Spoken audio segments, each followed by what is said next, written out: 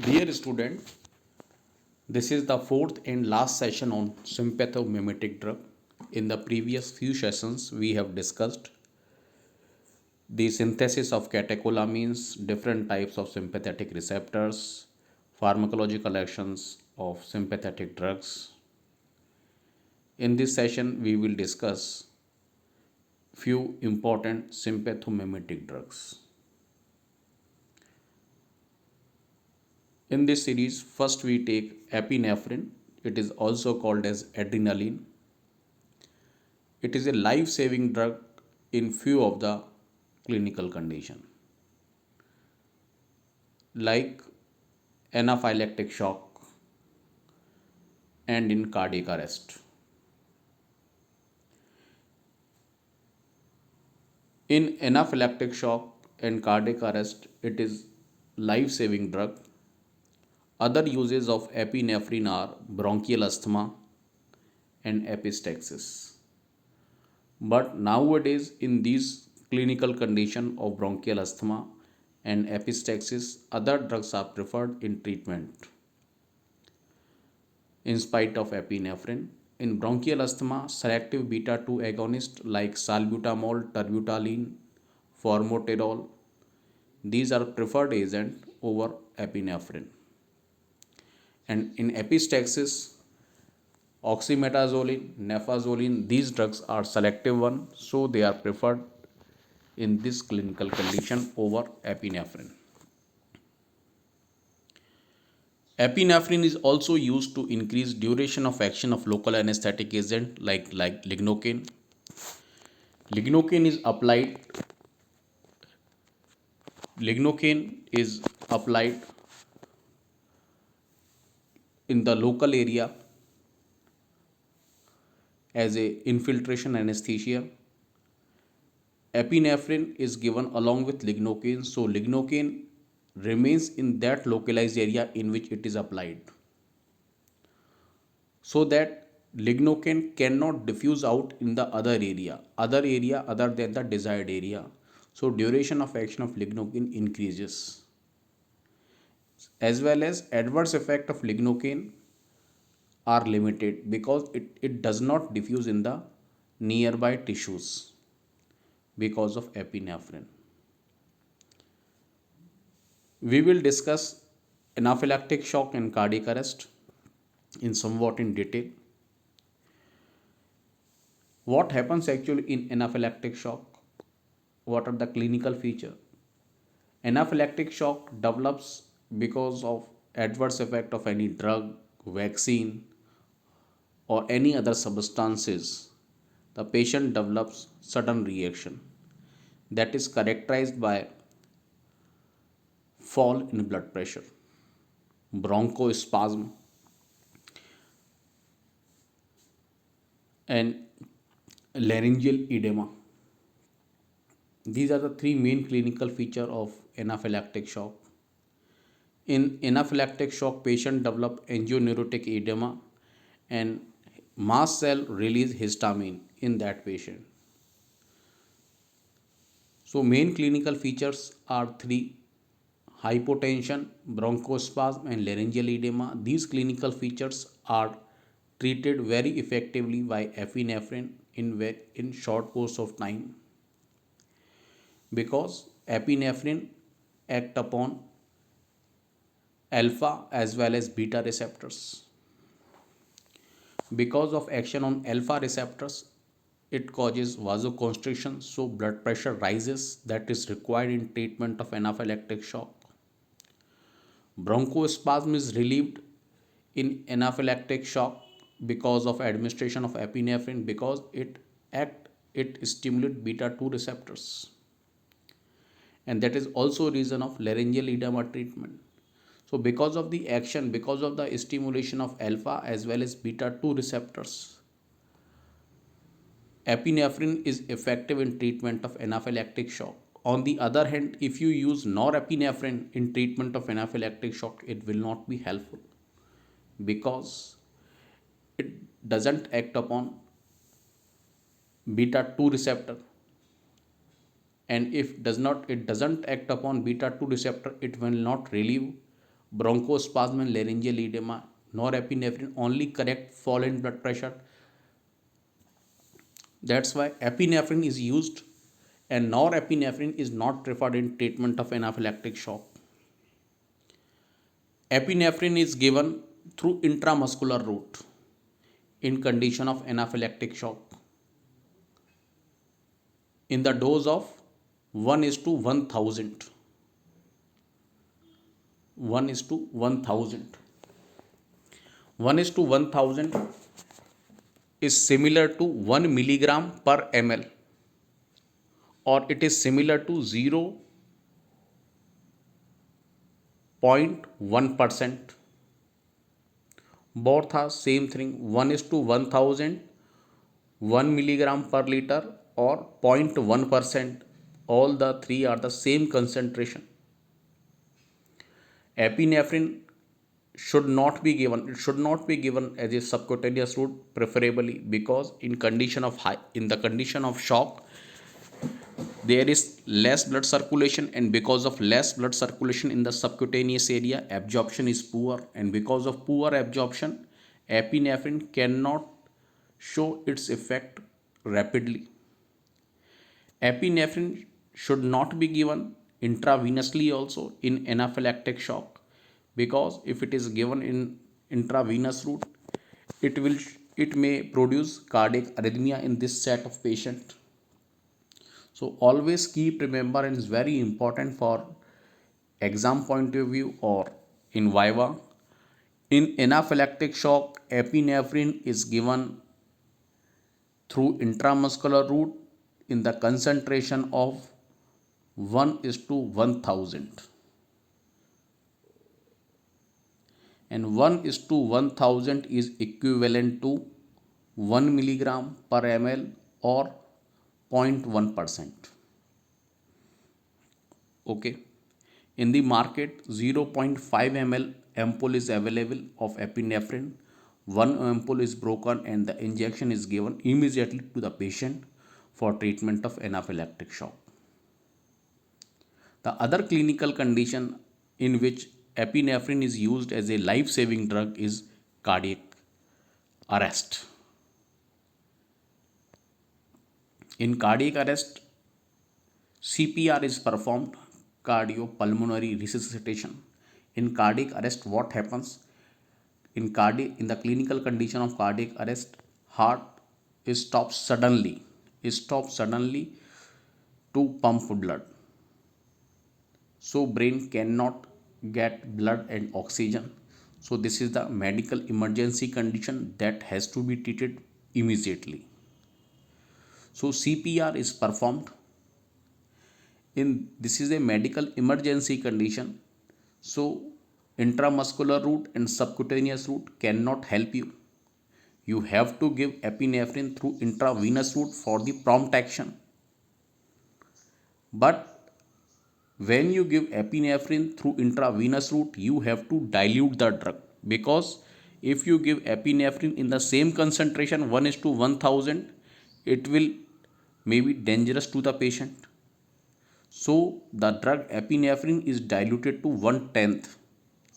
So you will take 1 ml of epinephrine and you will mix the 1 ml of epinephrine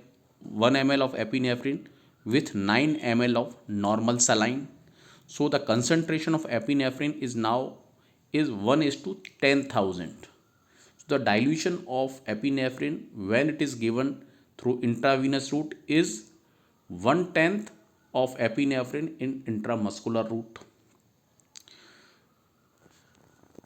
So this is how the epinephrine is given in cardiac arrest for resuscitation.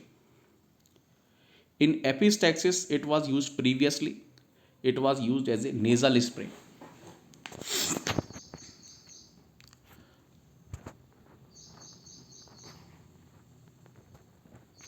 Now we will discuss dopamine.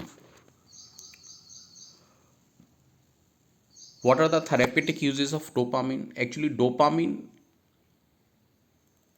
not only stimulate alpha and beta receptor, but it also affect dopamine receptor as well. And dopamine receptors are present in renal blood vessels. And stimulation of dopamine receptors in renal blood vessel cause vasodilatation. So when there is a clinical condition of oliguria, less urine formed, in that when the kidney is involved, when the kidney is producing less urine, in that clinical condition, dopamine is used to cause vasodilatation. If vasodilatation of renal blood vessel occur, more urine will be formed. So therapeutic uses of dopamine involve conditions of low cardiac output with compromised renal function.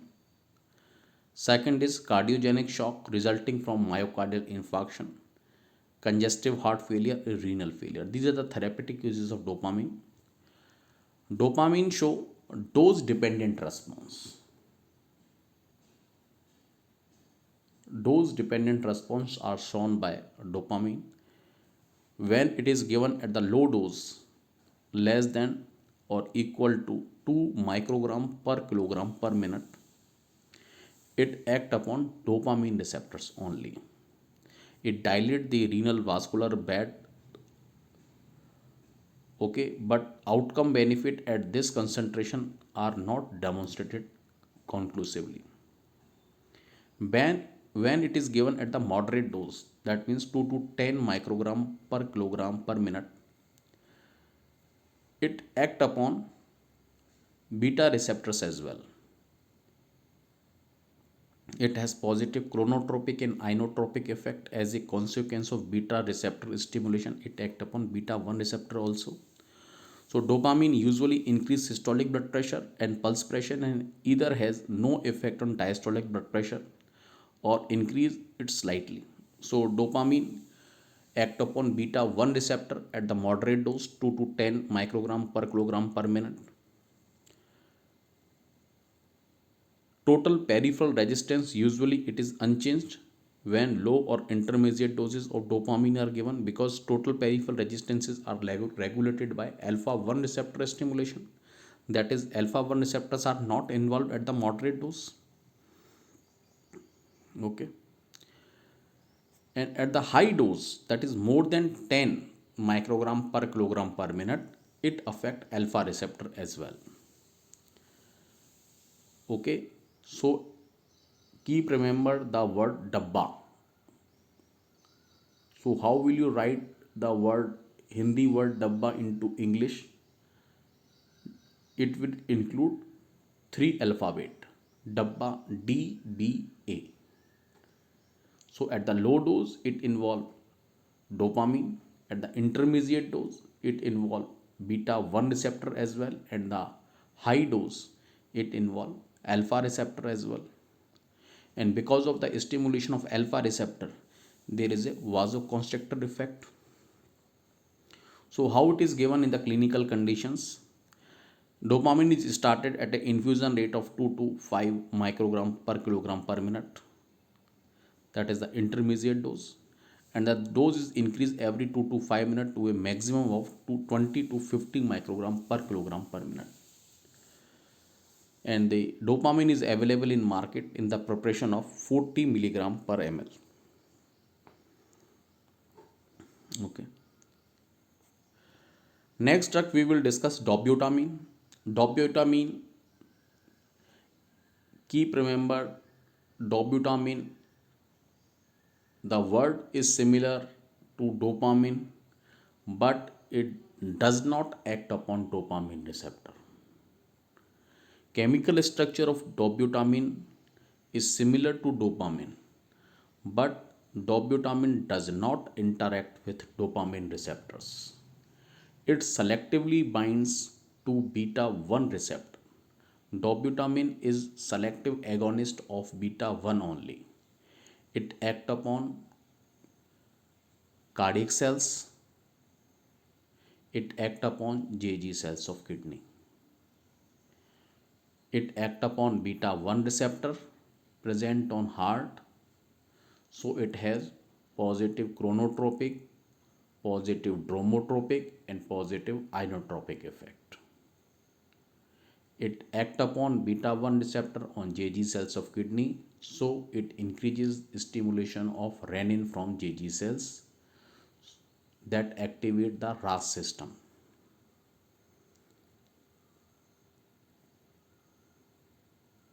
It is a agonist of beta 1 receptor, but in the new studies it has found that dobutamine exists in the two isoform, two enantiomer, L isomer and D isomer. L isomer is the potent alpha 1 agonist, and D isomer, it is the potent alpha 1 receptor antagonist. D isoform is the potent alpha 1 receptor antagonist which can block the effect of L-dobutamine, which exhibit the agonistic property of alpha 1 receptor. So the ultimate effect of dobutamine is selective beta 1 agonist, and you cannot forget it. It does not act upon dopamine receptor, it is a selective beta 1 agonist. Okay. Dobutamine is a very short half-life of about 2 minutes. It is given in the steady state concentration generally are achieved within 10 minutes of initiation of the infusion of calibrated infusion pump. So that is almost 5 half-life. 2 minute is the half-life and 5 half-life multiplied is the 10 minute. So steady state concentration is achieved in the 5 half-life, that is 10 minute in the case of dobutamine. What are the therapeutic uses of dopamine? As we have discussed, dobutamine is the selective beta 1 agonist. That means it is positive chronotropic, positive inotropic, and positive dromotropic action.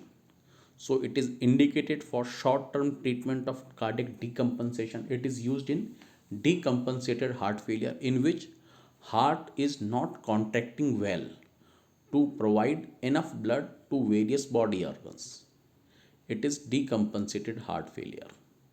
In that clinical condition, you need more cardiac contraction, and that is possible by dobutamine, because dobutamine has selective beta 1 agonist.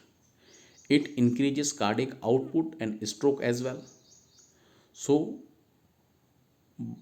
blood is circulated in various body organs profusely. Okay.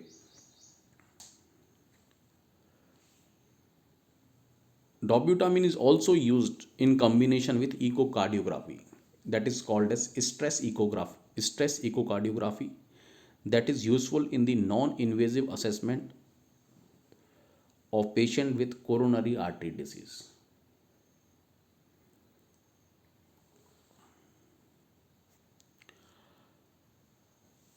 We have discussed epinephrine, dopamine, and dobutamine. Now we will discuss dobutamine is a selective beta 1 agonist.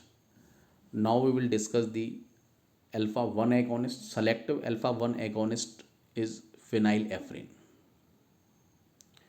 Phenylephrine has two therapeutic uses. First one, it is used as a nasal decongestant. In the common cold, in the seasonal rhinitis, there is a nasal block is there, that is treated effectively by phenylephrine in oral tablets, because it act upon alpha 1 receptor, which concentration are more in nasal mucosa as compared to beta 2 receptors. So in the nasal mucosa, sympathetic stimulation causes vasoconstriction through alpha 1 receptors.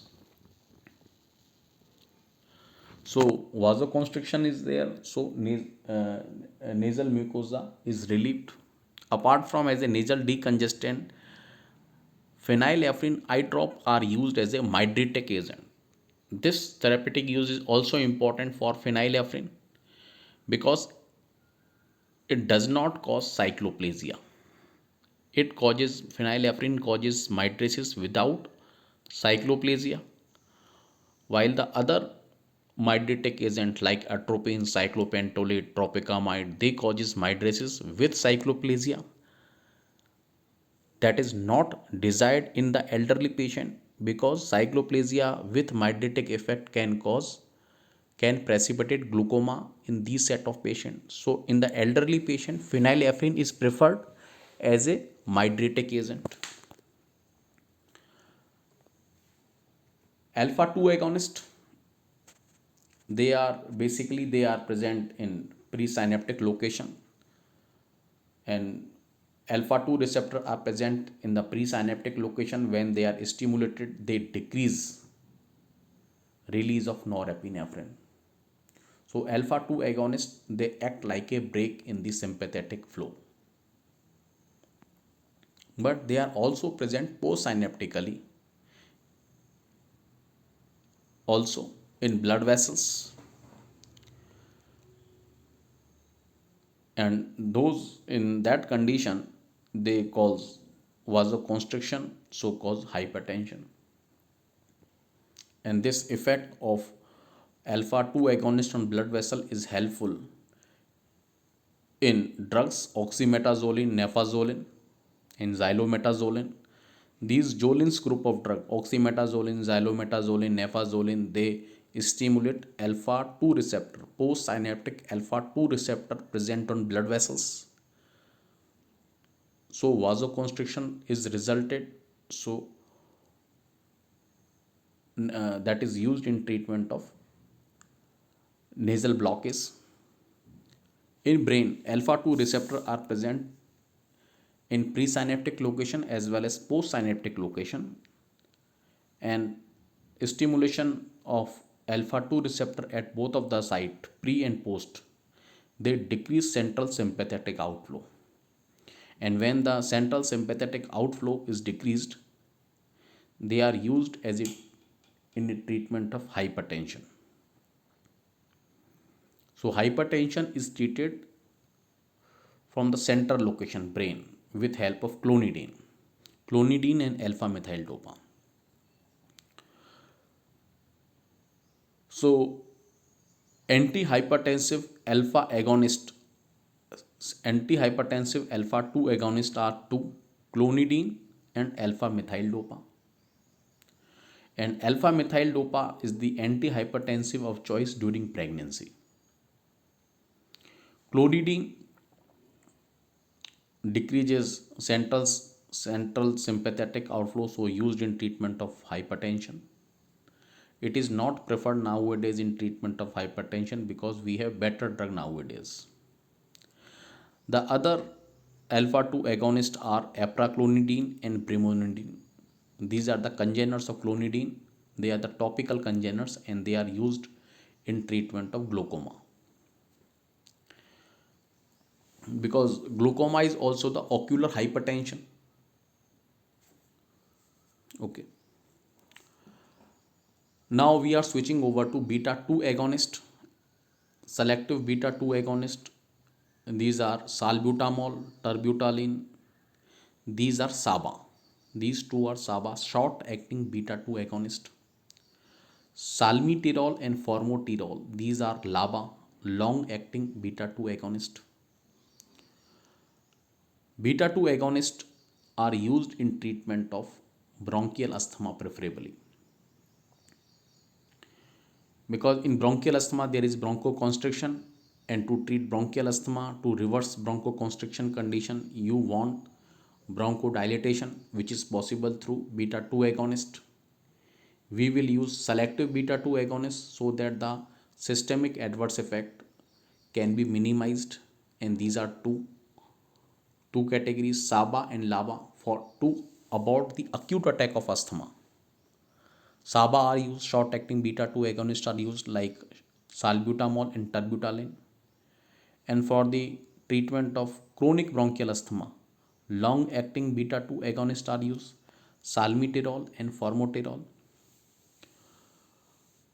Salbutamol is also called as albuterol. It can be used, it can be given to patient as a tablet form, injection can be given, but more preferably is a given as a aerosol route through metered dose inhaler. We will discuss in treatment of bronchial asthma in detail. When you give salbutamol through metered dose inhaler, the drug enters directly into bronchial tree and lungs. When the drug directly enters in the lungs and bronchial tree through the device metered dose inhaler, the systemic adverse effect of salbutamol can be minimized, as well as the drug effectiveness is also increased because the drug is reaching directly into the affected side, that is the bronchial tree. So the effectiveness is increased and the systemic adverse effects are reduced when you give salbutamol through aerosol route with device of meter dose inhaler. Systemic adverse effects are reduced, so cardiac adverse effect on myocardium are reduced. Salbutamol also relaxes uterus as well, so it is used for arrest of uncomplicated premature labor between 24 to 34 week of gestation. It is given through IV infusion route. But in this condition, other drugs are preferred over salbutamol, like isoxazoline and ritodrine. They are uterine relaxant drug and used more commonly in treatment of uncomplicated premature labor.